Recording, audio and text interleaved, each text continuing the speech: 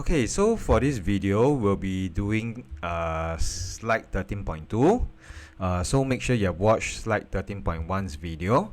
So for 13.2, we'll be doing how do electrical components affect the output of an electrical system. So the learning outcome will be investigate how the series or parallel arrangement of fixed resistors, affects the current as an output of an electrical system. And also investigate the effect of varying resistance on the current in a circuit using fixed or variable resistor. Over here it says that the formula V equals IR is not required. Please undo this. Actually, we need to know V equals IR. It will be tested. It will be our calculation questions. So the success criteria is I can distinguish between series and parallel arrangement of resistors. So we need to know what are series and parallel. You have actually learned this in primary school. I can explain how resistance and current are affected when a resistor is added in series or in parallel to a circuit. Later I'll elaborate. And I can recall and apply the formula for overall resistance of a number of resistors in series and in parallel to solve problems. That means we will be having more than one resistors, and they will be either arranged in series or parallel. And finally, we need to be able to apply V equals IR. Okay, so how do electrical components affect the output of an electrical system? Now, what is components? I think we covered in the previous video. Component can be a light bulb. Okay. It can also be a resistor, right? So these are components. So basically, the components will take the electrical energy and then they will convert it to other forms of energy. So in this case, for light bulb, it's very simple. Basically, it takes electrical energy and then it will convert it into light and also sometimes heat energy. So how do the arrangement of all these components affect the output of an electrical system?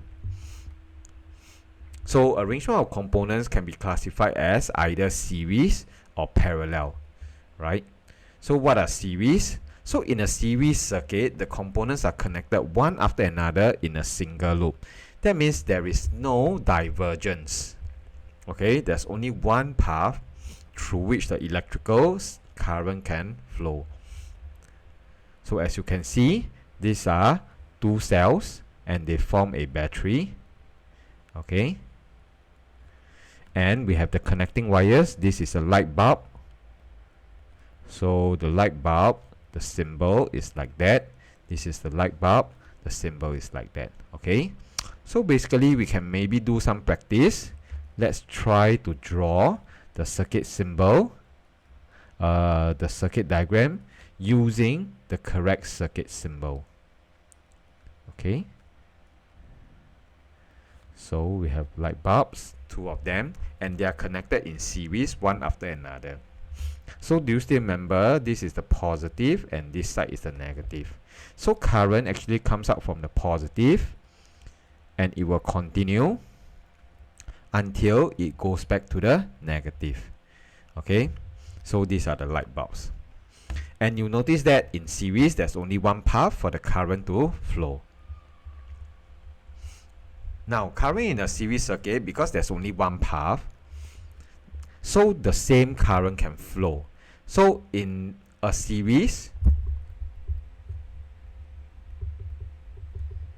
current is the same.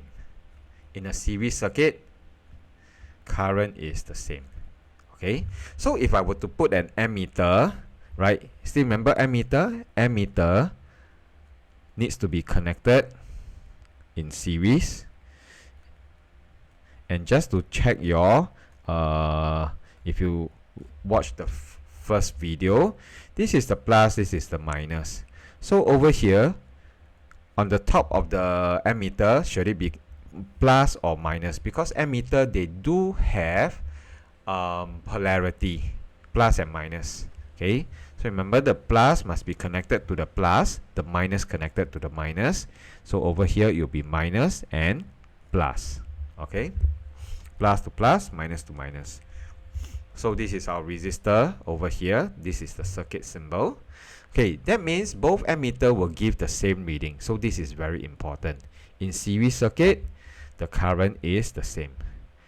So what if we add an identical resistors in series? What will happen to the ammeter reading? Now, if you have watched the first video, the resistors actually resist the current flow, right? So if I have more resistors, there will be less current.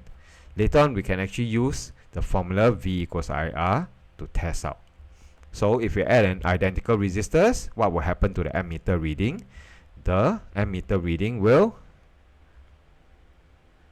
decrease.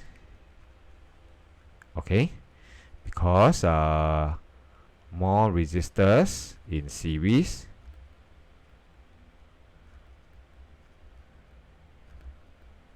less current. Later we'll be using V equals IR to test out. Okay, all ammeters will give the same current reading, but the current reading in this circuit are half compared to that of the single resistor, because overall the resistance is double. So this is the answer. Okay, so what is important is over here, adding a resistor in series to another resistor increases the overall resistance. Okay, and therefore will decrease the resistance. I think when we say we add another resistor, it is quite common sense to know that the overall resistance is increased, but this decreasing the current will actually depends on V equals to IR, this formula, which we will cover later. Okay, so for resistance in a series circuit, you need to know this formula. Basically, it is very simple. We just add up the sum of all the resistance. Okay, so maybe you can check what is the overall resistance.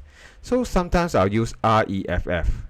Instead of calling it overall resistance, I call it the effective resistance.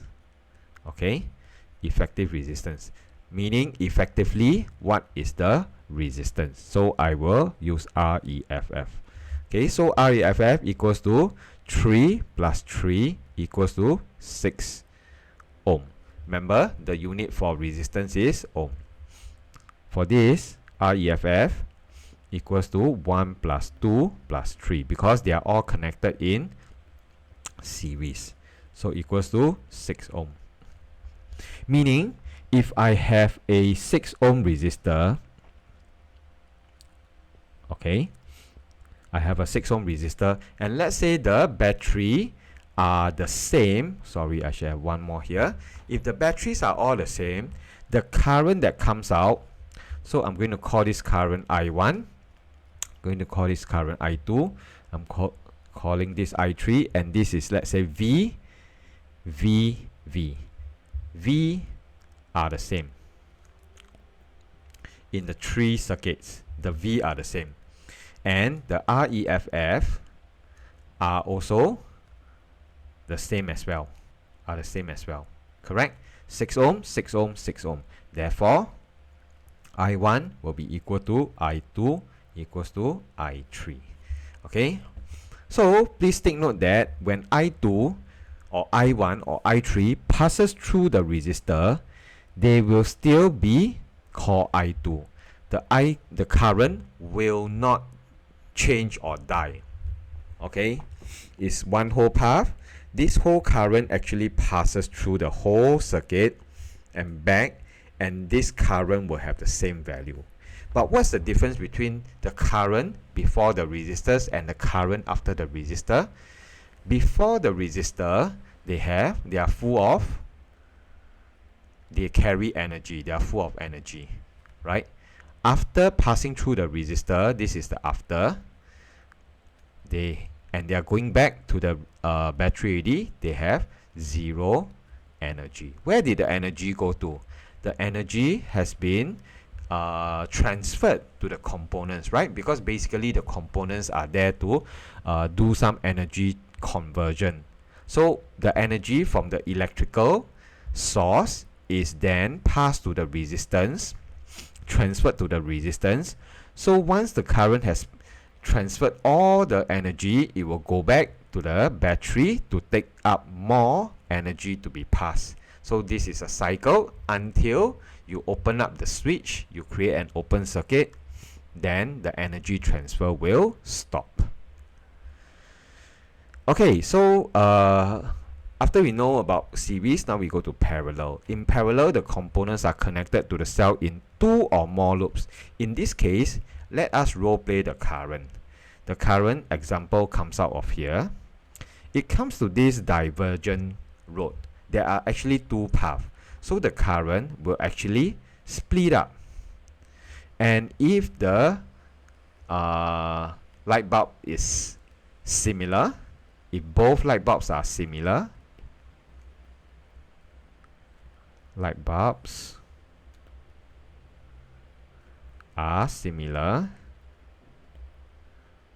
then the current will split in 2 equally. Okay, will split in 2 equally. Okay, so example, I have 10 ampere of current.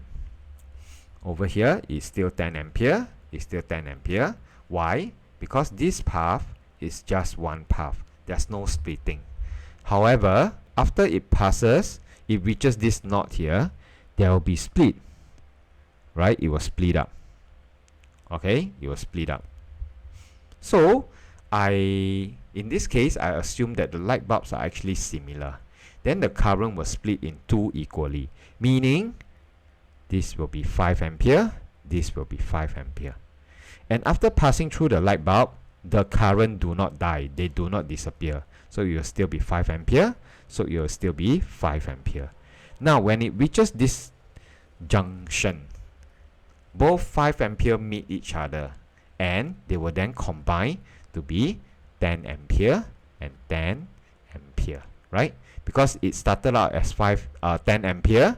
Over here, although there is some splitting, right? Some splitting, but when it comes back to the battery, it should still be 10 ampere. So there are 2 loops here, 2 alternative paths.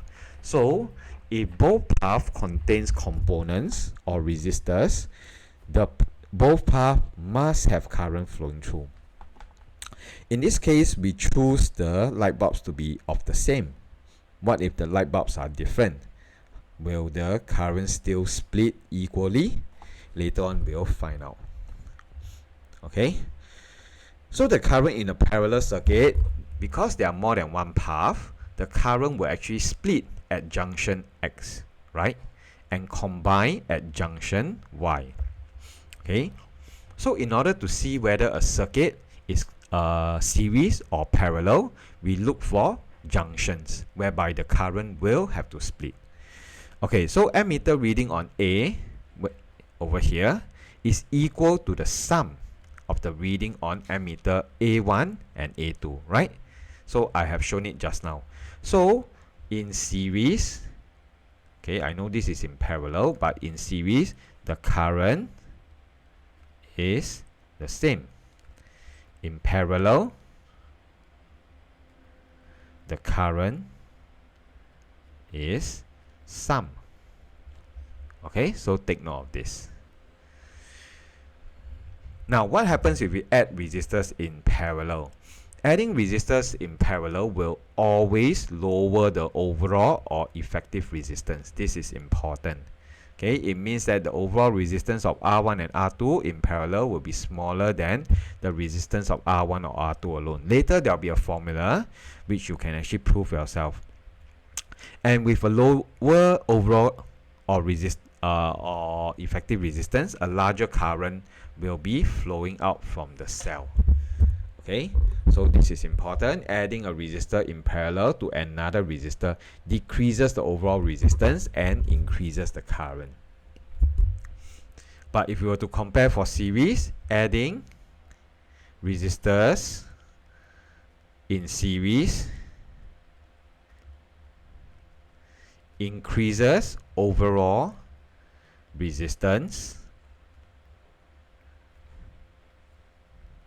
and decreases current in the circuit. Okay, so it is quite opposite to parallel. So this is for series, but this is for parallel. So please take note. Okay, of course, along the way, you will forget about this or you'll be confused between one and another. But as we do more practice, I hope it will come to you easier. Okay, so this is the resistance in a parallel circuit, and it is actually more complicated. Recall for series, you just add, right? Just add. Okay, if I have 1 ohm, 4 ohm, the effective resistance is actually, you just add them up, equals to 5 ohm. But for this, okay, I will need to maybe explain a little. Still remember effective resistance. So over here, because I just add up, it is just 1 plus 4 equals to 5 ohm. But for this parallel circuit, the resistors are using this formula. 1 over Reff equals to 1 over R1 plus 1 over R2. Okay, so if I have two resistors in parallel, this is a bit too complicated because it goes until the power of n. The number of resistors goes up to n. But maybe I will just start with a simple two resistors in parallel. So let's say this is R1 and this is R2. Okay, so the effective resistance, or rather the 1 over R effective resistance, is equals to 1 over R1 plus 1 over R2. What happens if I have another one resistor R3? Do you see that there are three paths? One path, two path, three path after I added in the third resistor, right? So then I have to plus 1 over R3. Okay, so after we found out what is the sum of all this reciprocal means 1 over the number reciprocal, yeah. I will end up with 1 over Reff, and let's say this is what is added. I call it x, yeah. I still need to do a inverse. I'm going to show you later in class, right, how to do this, yeah. Okay, or if you're good in math, you can actually, for two resistors, it will be this formula. I will also be demonstrating. Okay, maybe we look at this example, okay. Let us determine the overall resistance of the circuit. So the first step that we need to take is the circuit, okay, series or parallel. How are the resistors connected? So this is plus, this is minus. Current comes out, right, which is called I3. Come to this place, this junction, there are actually two paths. Therefore, the current will split up to be I1 and I2. Okay, so whenever there's a split, it's parallel. So in this case, my question was, is the circuit series or parallel? It is parallel, as there are two paths.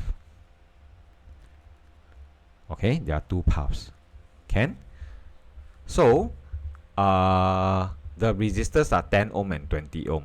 So how do we calculate the effective resistance for resistance in parallel? We have to use this formula, 1 over Reff equals to 1 over R1 plus 1 over R2. Okay, because there are only two resistors. So maybe I call this R1, I call this R2. But actually the sequence doesn't matter because they are just still summing up, right? So let me show you how to do this. So 1 over Reff, you may say, why do you still need to continue writing 1 over Reff? I'll show you later. So I'll just put equals to, since I call R1 10 ohm, I'll put here. I'll call R2 20 ohm, so I get this. Then I use my calculator, but I still need to do my 1 over Reff. This is a common denominator of 20 times 2, so I have 2 plus 1 is 3. So is my Reff 3 over 20, or is my 1 over Reff equals to 3 over 20? Okay, because I copy 1 over Reff, I keep writing it. In the end, 1 over Reff is equal to 3 over 20. Now this is where a lot of students make mistake. Imagine they do not write this part. Okay, then in the end, they forget to flip and they'll say this is the final answer for the Reff. But it is not true. Okay, so let me do the math. So in order to get 1 over IFF, I flip it. So I get IFF over 1. Since I flip it on the left hand side, on the right hand side, I also need to flip it. So the purpose of me writing 1 over IFF over and over again until in the end I get this value, right, is to remind myself that I need to do the flip. I need to do the flip. So, sorry, I wrote extra 0 here. It should be 20 over 3. So I'll get 6.67 ohm. Okay, so this is in 3SF. So the effective resistance is actually IFF equals to 6.67 ohm. Okay, so what happens if we have 3 resistors? Let us try this. How do I know whether is it series or parallel? I will role play current. Current comes to here, comes to this junction. There's one path, second path, and third path, right?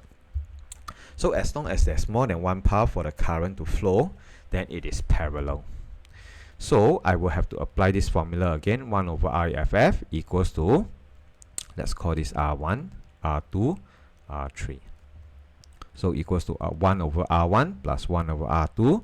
Just now there was only 2 resistors in parallel, but now there are 3. So I need to do 1 over plus 1 over R3. Okay, so again, I copy this down. Then I apply what is R1 is 2 ohm. What is R2? It is 4 ohm. What is R3 is 6 ohm. So I copy this again. Then on the right hand side, I'll use my calculator. Okay, and I will calculate.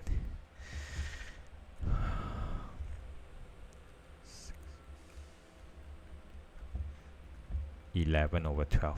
So, is my REFF equals to 11 over 12? The answer is no. What is equals to 11 over 12? It is 1 over REFF. So imagine students, they do not write 1 over REFF. They do not continue writing this. In the end, they will say their answer for REFF is 11 over 12. However, this is only equal to 1 over REFF. So how do I find REFF? I have to flip. Okay, so REFF over 1. That's on the left hand side. On the right hand side, it will then be 12 over 11.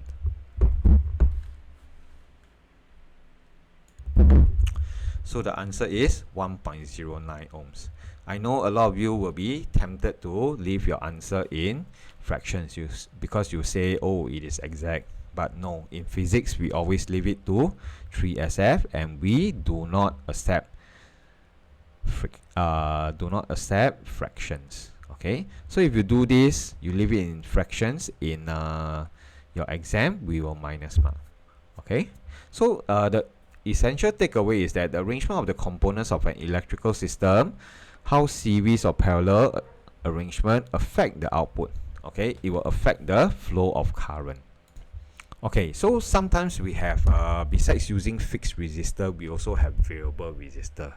Okay, the resistance can also be increased or decreased using a variable resistor, and this will actually control the amount of current in the circuit. Okay, so actually variable resistor, we use this every day, right?